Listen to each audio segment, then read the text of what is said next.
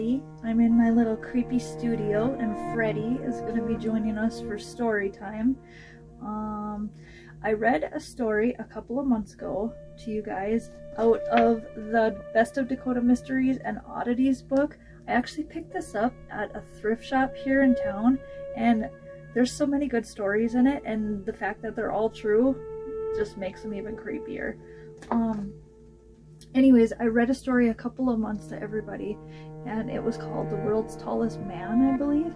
So it wasn't a creepy story, but it was just really cool that the world's tallest man was actually from here in North Dakota. I keep catching Freddie out of the corner of my eye. And anyways, this story is called The Penny Murder, and I am going to read it to you. It actually happened in New Salem, North Dakota. So this is called The Penny Murder. It's been argued that Ed Crane shot to death the New Salem police chief over a penny. What really happened on that hot day in July of 1953 goes much deeper. The Ed Crane family was dirt poor. Every penny counted. Most of us, at one time or another in our lives, have been in Ed Crane's shoes. Usually we just weather the crisis until more prosperous times. However, for the Crane family, those better times never seemed to come. The crisis weighed heavily on them, especially the father. So when Crane stopped off at a New Salem cafe to buy pop for his kids, he became outraged when they charged a penny tax. Why tax food? Pop really is a food, it's ingested. Why does the state have to tax one food and not another? He just couldn't understand.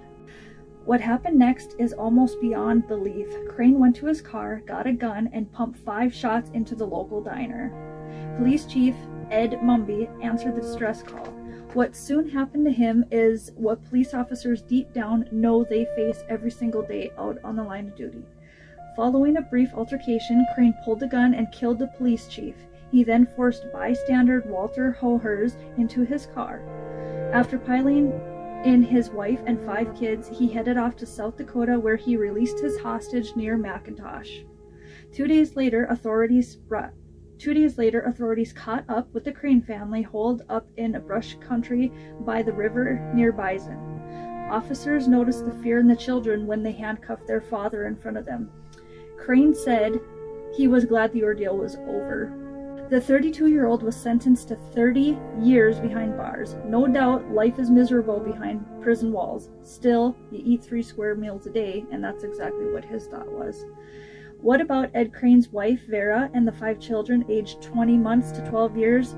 They'd lived a hard life, even with their father heading the household. Would life be all the harder without him? Perhaps, except an odd thing happened. A twist that befits the writing skills of O. Henry himself. Stranded in Mandan, North Dakota, Vera Crane and her 5 children found themselves destitute. They were virtually penniless. Until a check mysteriously arrived. Less than a week after her husband gunned down the innocent officer and the cafe, Vera Crane received word she inherited $3,000, which was a goodly sum over 50 years ago.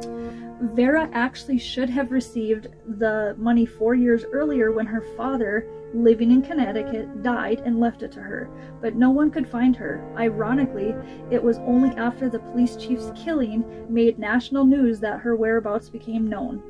What if Vera Crane had received that $3,000 4 years earlier, or 2 years earlier, or a month earlier, or even a week earlier?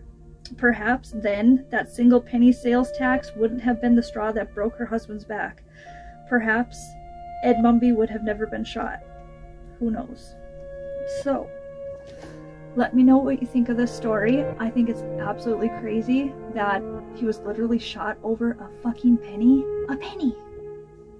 I don't know. I think he had some other shit going on. Also, I think it's crazy that it happened right here in New Salem, North Dakota. So let me know in the comments below if you like the story or not. Thanks.